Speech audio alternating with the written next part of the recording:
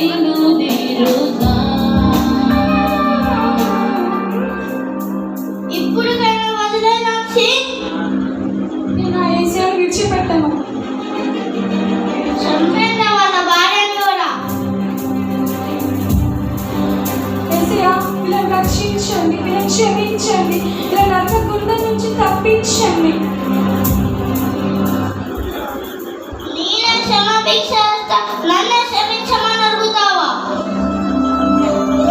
ఇదే కొట్టరా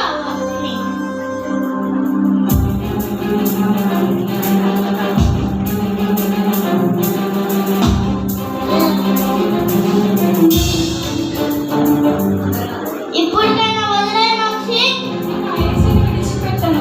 మీరు కూడా ఏసీని నమ్ముకోండి, ఆయన మిమ్మల్ని కూడా క్షమిస్తాడు, నరకగుండం నుండి మిమ్మల్ని తప్పిస్తాడు. వీడితో మాట్లాడతారా? చంపేయండిరా.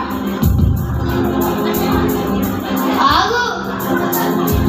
వీళ్ళ ప్రాణాలను చంపంలే కానీ వీళ్ళలో ఉన్న విశ్వాసం చంపలేకపోయాంరా. అసలేముందిరా వీళ్ళ దేవుళ్ళు? ఆ బైబిల్ ఏదో పక్కరారా.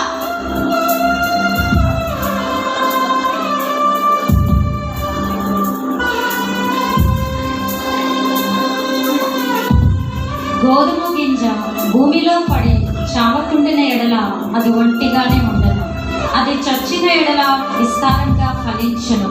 ఈ వాక్యం నెరవేర్పును మనం వీరి మరణం ద్వారా చూడగలిగాం. వారు చనిపోయిన తర్వాత వారి విశ్వాసాన్ని చూసిన తెగ నాయకుడు మారు మనసు పొంది యేసుని సొంత రక్షకుడిగా అంగీకరిస్తాడు.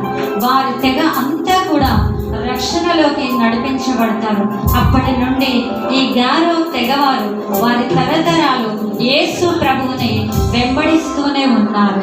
ఈ స్కిట్ ద్వారా మన జీవితంలో కూడా ఎటువంటి శ్రమలు శోధనలు ఎదురైనా మనం వెనుక తిరగక యేసునే వెంబడించగలం. దేవునికి మహిమ కలుగునుగాక.